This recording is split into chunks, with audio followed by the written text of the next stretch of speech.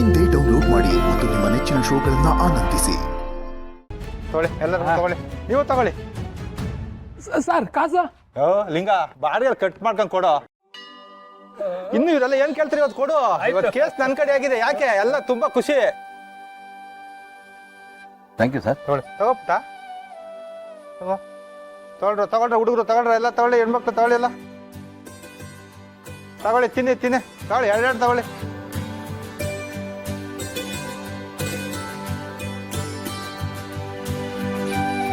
ಈ ಕಾಲಕ್ಕೆ case ಮುಗಿಯಲ್ಲ ಅನ್ಕೊಂಡ್ಬಿಟ್ಟಿದೆ. ಒಳ್ಳೇದಾಗೋಯ್ತಪ್ಪ, case ಮುಗ್ದೋಯ್ತು. ಏನೋ ದೊಡ್ಡ ಪವಾಡಪ್ಪ. ಈ ಮಗು ಕೈಲಿ ಏನೋ ಒಂದು ಶಕ್ತಿ ಇದೆ.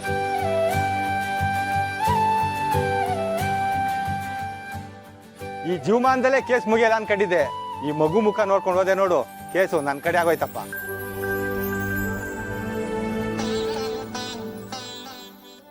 ನೋಡಿದೆ ಗೌತಮ್, ಅವ್ರ ಬಾನಲ್ಲೂ ಬಂದ್ಬಿಡ್ತಲ್ಲ, ಇದೆಲ್ಲ ಆ ಮಗುವಿನ ಮಹಿಮೆ ಅಂತ.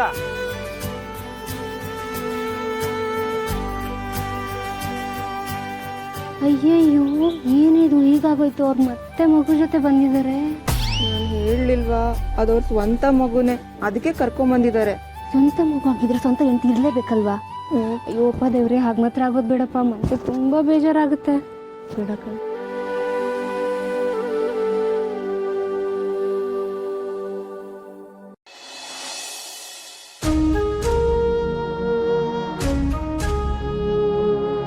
ಕೂತ್ಕೋ. ನೀರು ಕುಡಿತೀಯಾ? ಓಕೆ.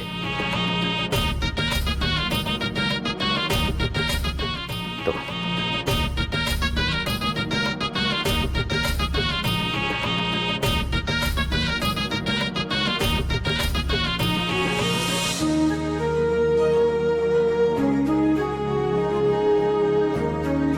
ಪುಟಿ, ಇದೆಲ್ಲ ಸತ್ಯನಾ, ಕಾಕತಾಳೀಯನ, ಪವಾಡನ, ವರಾನ ನನಗೆ ಯಾವುದೂ ಗೊತ್ತಾಗ್ತಿಲ್ಲ. ಆ ಭಗವಂತ ನಿನ್ನಂತಂದು ನನ್ನ ಹತ್ರ ಯಾಕೆ ಬಿಟ್ಟಿದ್ದಾನೆ? ಅವನ ಉದ್ದೇಶ ಏನು? ಇದು ಯಾವುದೂ ನನಗೆ ಗೊತ್ತಿಲ್ಲ. ಬಟ್ ಒಂದೊಂದು ಸತ್ಯ, ನೀನು ನೋಡ್ತಾ ಇದ್ರೆ ನನ್ನವಳು ಅನ್ನಿಸ್ತೀಯ. ನನಗೂ ನಿನಗೂ ಯಾವುದೋ ಹಿಂದಿನ ಜನ್ಮದ ನಂಟಿರಬೇಕು ಅಂತ ಅನ್ನಿಸ್ತಾ ಇದೆ.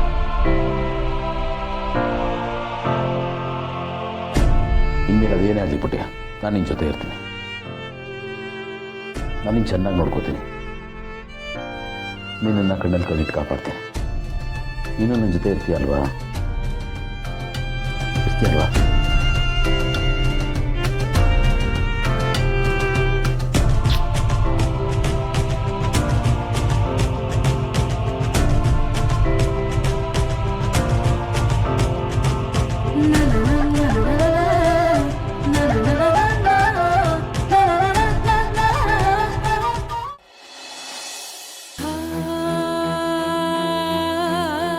ತುಂಬಾ ದೊಡ್ಡ ರಿಸ್ಕ್ ತಗೊಂಡೆ ಮಲ್ಲಿ.